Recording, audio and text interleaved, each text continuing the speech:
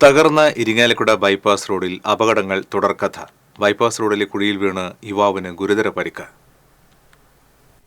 ഇരിങ്ങാലക്കുട നഗരത്തിന്റെ ഗതാഗതക്കുരുക്കിന് പരിഹാരമായി നിർമ്മിച്ച ബൈപ്പാസ് റോഡിൽ അപകടങ്ങൾ തുടർക്കഥയാവുകയാണ്. കഴിഞ്ഞ ദിവസം രാത്രി ജോലി കഴിഞ്ഞ് മടങ്ങുകയായിരുന്ന കുരുമ്പിശ്ശേരി സ്വദേശി ഐനിക്കൽ വീട്ടിൽ മഹേഷ് സഞ്ചരിച്ചിരുന്ന സ്കൂട്ടർ കുഴിയിൽ വീണ് നിയന്ത്രണം വിട്ട് മറിയുകയും മഹേഷിന് ഗുരുതര പരിക്കേൽക്കുകയും ചെയ്തു. ഇയാൾ തീവ്രപരിചരണ വിഭാഗത്തിൽ ചികിത്സയിലാണ്. ബൈപ്പാസ് റോഡ് നിർമ്മാണം പൂർത്തീകരിച്ച് 10 വർഷം പിന്നിട്ടിട്ടും റോഡിന്റെ പല ഭാഗങ്ങളും പൊട്ടിപ്പൊളിഞ്ഞ് സഞ്ചാരയോഗ്യമല്ലാത്ത അവസ്ഥയാണ്.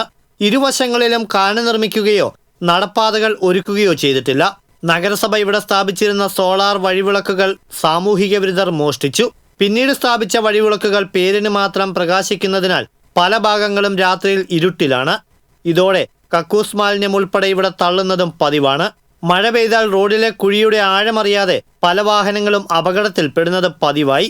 ബൈപ്പാസ് ആരംഭിക്കുന്ന തൃശൂർ റോഡ് മുതൽ ആദ്യ ജംഗ്ഷൻ വരെയുള്ള ഒരു വശത്ത് കാന നിർമ്മിച്ച് ഇതിനു മുകളിൽ ടൈൽ വിരിച്ച് നടപ്പാത ഒരുക്കിയെങ്കിലും കാനയുടെ ഉയര വ്യത്യാസം റോഡിലെ വെള്ളക്കെട്ടിന് കാരണമാകുന്നുണ്ട്. ഗതാഗതക്കുരുക്ക് രൂക്ഷമായ ഠാണ ബസ് സ്റ്റാൻഡ് റോഡിലെ തിരക്കിൽപ്പെടാതെ കാട്ടൂർ, ചെമ്മണ്ട, കിഴുത്താണി, പൊറുത്തിശ്ശേരി ഭാഗങ്ങളിലേക്ക് എളുപ്പമെത്താൻ വാഹനയാത്രികർ ആശ്രയിക്കുന്ന ബൈപ്പാസ് റോഡിലെ അപകടക്കുഴികൾ നികത്താൻ ടാറിംഗ് നടത്തുകയോ ടൈൽ വിരിച്ച് ഉയരം കൂട്ടുകയോ ചെയ്യണമെന്നാണ് നാട്ടുകാരുടെയും യാത്രക്കാരുടെയും ആവശ്യം. TCV ഇരിങ്ങാലക്കുട.